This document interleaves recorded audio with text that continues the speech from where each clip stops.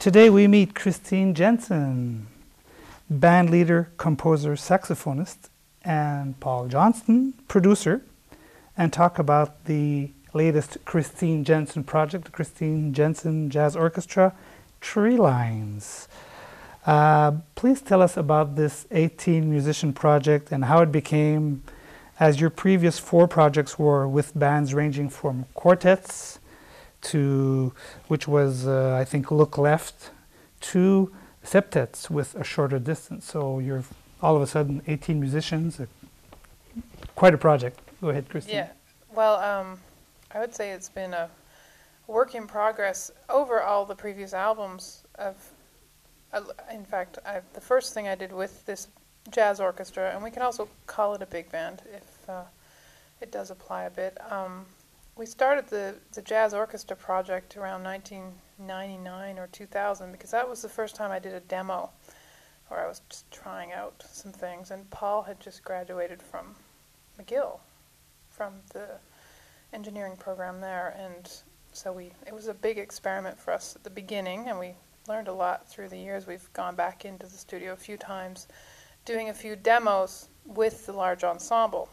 And coming off of all this small ensemble experience, I would say it's very different because by the time we got to Treelines, where I had a budget I could work with to produce 18 musicians, in fact, I would say it's 20 musicians with Paul and myself involved, to put it on the right level of scale in terms of executing everything at a very high level, having the musicians really well rehearsed, and spending a lot of time on the music, making it a studio production, as opposed to small group albums where I'm actually trying to capture a live element much more so through jazz and through improvisation being probably one of the first things I try to explore. But again, with the large ensemble, the improvisation is pretty well the icing on the cake in this case.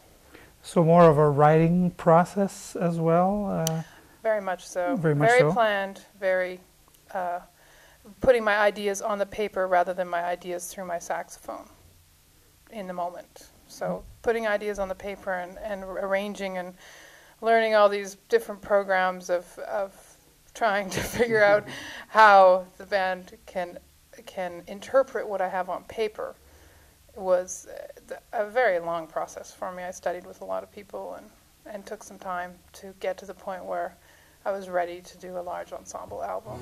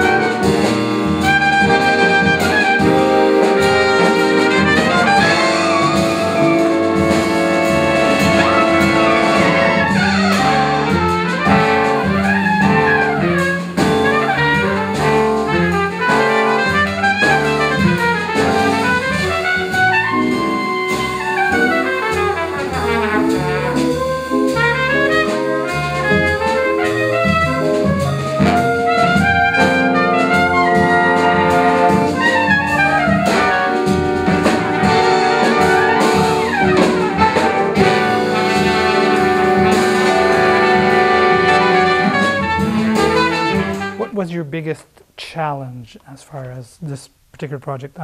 You might be what you just said, but yeah, I would 18 say musicians, that is the time, in itself. just time, planning things. This is the other thing. Planning 18 musicians took, again, 18 times longer than planning one musician, or 4 times longer than planning 4 musicians. So everything I was doing was at a much larger scale of sorting out my ideas and planning it. So there were definitely some walls I hit where I thought I was done and I wouldn't be done, and we both went through a bit of that, I think. Paul? Yeah. Yeah. What would you say would be, on your point of view as a producer, the biggest challenge and also the biggest satisfaction with a project like that? Well, I mean, for sure, the biggest satisfaction is working with, Christine and such a great band. I mean, it's really an elite big band and or jazz orchestra. And the level of musicianship, all the guys in the band, we could talk about so many of them. A lot of them are leaders themselves, and so to get to work with that many people, the energy in the room is so great. You feel like a coming together of all these people, and everybody has a common goal. And for sure, that's the best part, being part of all that, being a musician myself, and being able to feel that, and that's what makes music fun. Being involved in that creative process, and it's a really great project that way. What was your role as a producer? Maybe define that a bit more. Well, an engineer, or the program that I did at McGill, the master's program, is really, it kind of blurs the lines between engineering and producing. And most projects I work on, I do a little bit of both. I'm as comfortable as one or the other. If there's a producer on board, then I work with him, and if not, I work with the artist, which was the case here. The role of the producer really is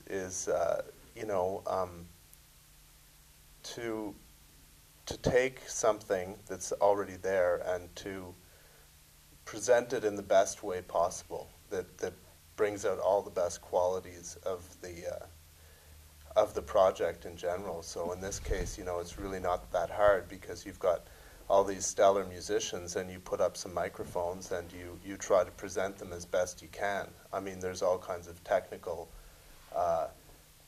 considerations on how to do that and how to do that best, but really the role of the producer is to take all of that technical stuff and put it into motion and say, okay, well, this is how we're going to do it. And with 18 people here, you don't have a lot of time to, you plan it, but then once the machine is in motion, you're thinking on your feet pretty fast. And so you have to be confident and